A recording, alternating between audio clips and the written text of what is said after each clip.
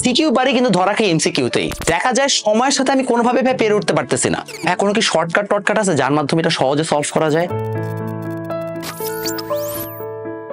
আসসালামু আলাইকুম। ম্যাথ এমসিকিউতে সবাই খারাপ করো, আই নো দ্যাট, কিন্তু আমি যতটা ভালো ম্যাথ পারি তার থেকে আরো একজন বেটার ম্যাথ পারে। তার নাম হচ্ছে আতা ইলাহি এবং সে তোমাদের প্রতীক গাইড চ্যানেলে কিন্তু রেগুলার ক্লাস নিচ্ছে, আমার সাথে স্পন্দনে ক্লাস নেয় এবং he is a very amazing guy. মনে করো অন্যতম বেশ ভালো একটা টিচার। সো আমি এই ভিডিওটা ওকে দিয়ে বানাচ্ছি, তোমরা সবাই ভিডিওটা শেষ পর্যন্ত দেখার চেষ্টা করো। এমসিকিউতে কিভাবে তুমি 25 পাবা সেটা নিয়ে আতা তোমাদের খুব সুন্দর একটা গাইডলাইন দিচ্ছে, আশা করি তোমাদের অনেক হেল্প হবে।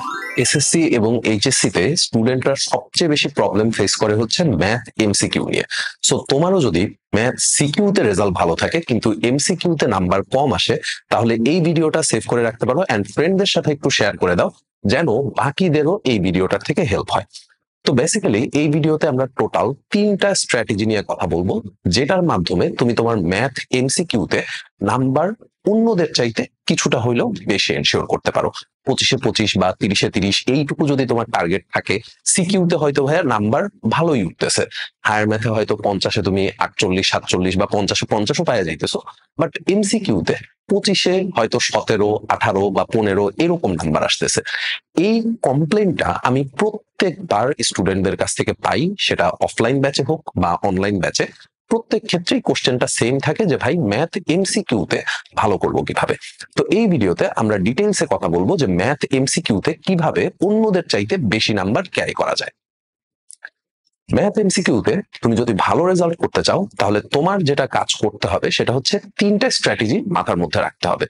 প্রথমেই টাইমিং নিয়ে কথা বলাটা ইম্পর্টেন্ট, যে টাইমিং এর জন্য তোমার হচ্ছে ম্যাথে এমসিকিউতে নাম্বার কম আসতেছে। আমি যদি ফিজিক্স অথবা কেমিস্ট্রি বা বায়োলজির এমসিকিউর কথা বলি, তাহলে সেই ক্ষেত্রে 25টা বা 30টা এমসিকিউর মধ্যে তোমার দেখা যায় ম্যাক্সিমাম কোশ্চেনই থাকে মুখস্থ বেসড, মানে ডেটা মনে থাকলে তুমি হচ্ছে অ্যান্সার করে দিয়ে আসতে পারো, ওখানে তোমার কোনো ক্যালকুলেশন করা লাগে না, কোনো কিছু করা লাগতেছে না, তুমি ডিরেক্ট হচ্ছে কোশ্চেন দেখলেই অ্যান্সার বলতে পারো যে ভাই এটা অ্যান্সার হওয়া উচিত।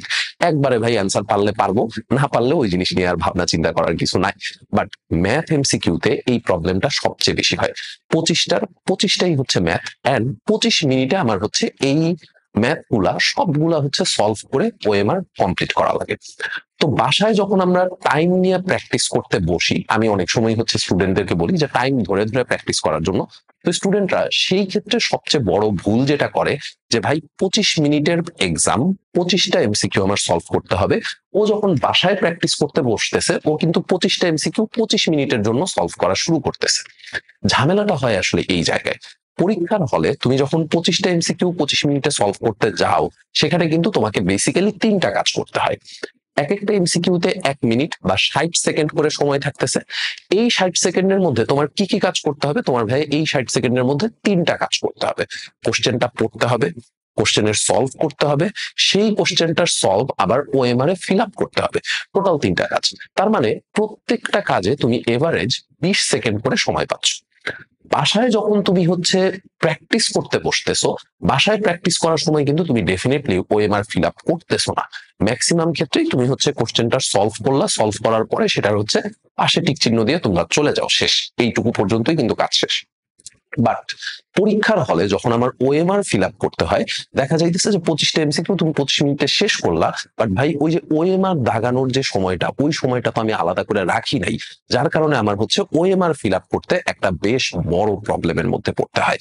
সো আজকে থেকে তুমি যখন বাসায় ওএমআর ছাড়া প্র্যাকটিস করতে বসবা, টাইমের দিকে খেয়াল রাখবা যে ভাই 25টা এমসিকিউ আমি যেন 12 মিনিট বা 13 মিনিটের মধ্যে কমপ্লিট করার ট্রাই করি।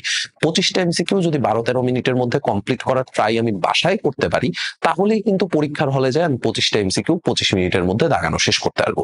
সিমিলারলি যাদের 9-10 জেনারেল ম্যাথ আছে, জেনারেল ম্যাথেও কিন্তু তোমার 30টা এমসিকিউ দাগানো লাগবে। সো 30টা এমসিকিউতে তোমার 30 মিনিট সময় পাবা। 30 মিনিটের জন্য বাসায় প্র্যাকটিস করার সময় তুমি 15 মিনিট টাইমের মধ্যে 30টা এমসিকিউ সলভ করার ট্রাই করবা। আমি জানি যে এই জিনিসটা রিয়েলিস্টিক মনে হইতেছে না, যে ভাই 30টা এমসিকিউ 30 মিনিটেই শেষ করতে পারি না, 15 মিনিটে কেমনে শেষ করবো।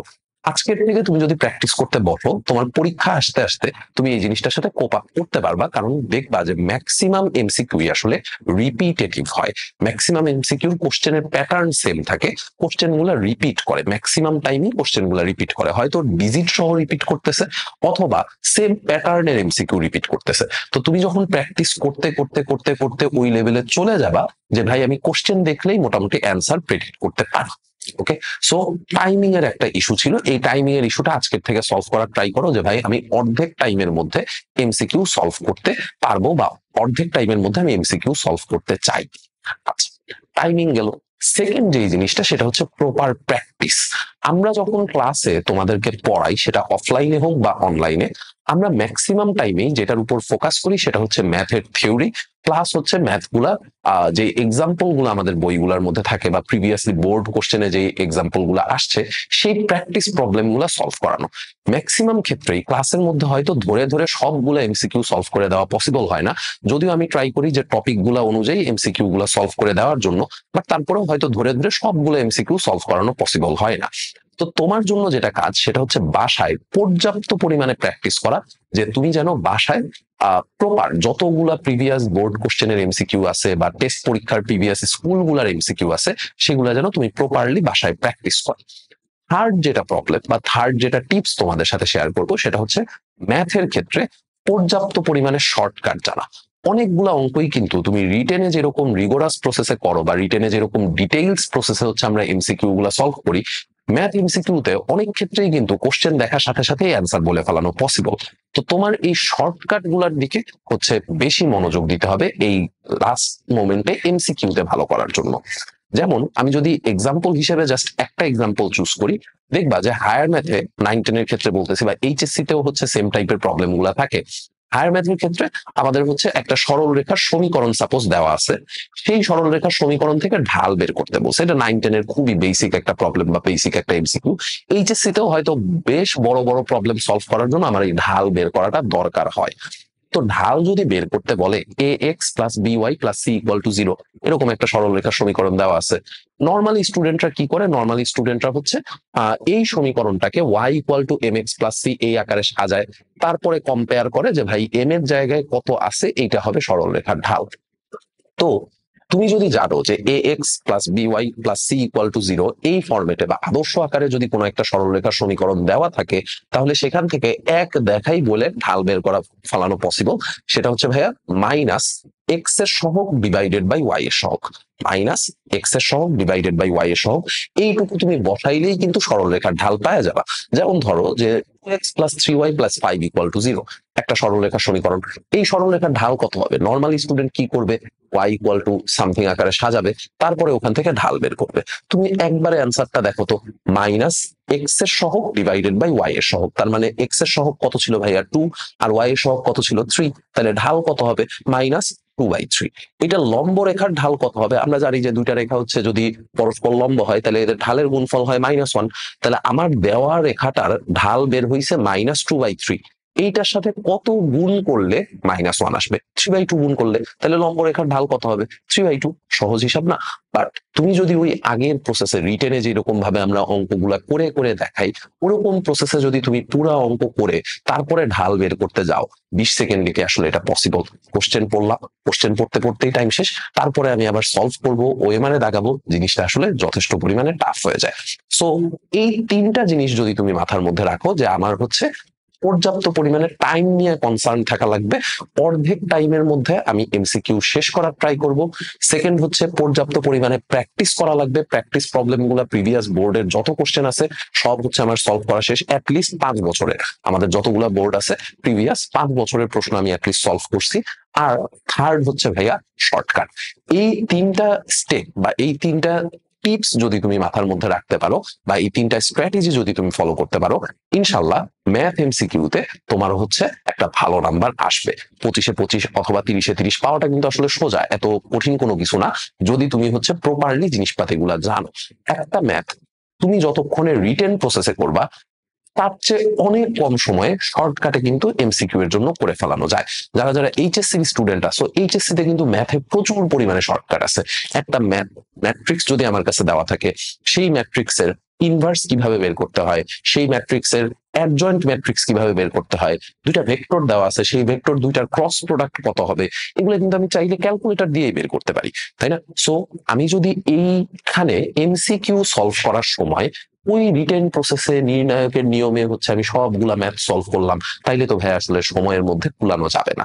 সো তোমার যেটা কাজ সেটা হচ্ছে শর্টকাট গুলা জানা, পর্যাপ্ত পরিমাণে ক্যালকুলেটর ট্রিক্স জানা। যেমন অনেক সময় এই টাইপের একটা প্রশ্ন পরীক্ষাতে আসে জেনারেল ম্যাথেও, যে বীজগাণিতিক রাশি যেই চ্যাপ্টারটা আছে, চ্যাপ্টার 3 তে X square plus 1/x square equal to হচ্ছে 2। তারপরে জানতে চাইলো যে x to the power 2025 plus 1/x to the power 2025 এটা ইকুয়াল টু কত। তো এই প্রবলেম তুমি যদি হচ্ছে নর্মালি ওই ক্যালকুলেটরে সলভ করে করে তারপরে হচ্ছে মান বসাইতে চাও, তাহলে কিন্তু তোমার জন্য আসলে ঝামেলার মধ্যে পড়া লাগবে। তুমি কি চিন্তা করবা যে ভাই x square plus 1/x square আছে, এই দুইটার যোগফল হচ্ছে 2। এক্স এর মান যদি 1 না হয়, তাহলে কি এই দুজনের যোগফল 2 আসবে? কোনোভাবে কি এই দুজনের যোগফল 2 বানানো possible? X square plus 1/x স্কোয়ারের যোগফল যদি 2 হইতে হয়, ডেফিনেটলি এক্স এর ভ্যালু 1 হইতে হবে। এক্স এর ভ্যালু 1 না হইলে জীবনেও এদের দুইজনের যোগফল 2 আসবে না। এইটুকু কমন সেন্স মাথার মধ্যে ডেভেলপ করতে হবে। এইটুকু কমন সেন্স যদি মাথার মধ্যে ডেভেলপ করে, এবার তুমি এক্স এর মান জানো, এক্স এর মান নিয়ে বসাই দাও, কাজ শেষ, তাই না? তারপরে হচ্ছে যদি এই টাইপের কোনো ক্যালকুলেশন থাকে যে ভাই এটা তো আপনি জানলেন যে 2 ইকুয়াল টু যদি 2 হয় এক্স এর ভ্যালু 1 হবে, এখন আমার প্রশ্নে যদি ইকুয়াল টু 3 দেওয়া থাকে, তখন আমি কি করব? কিছুই করার নাই ভাই, তখন তুমি ক্যালকুলেটরে বসাও x square plus 1/x square equal two 3।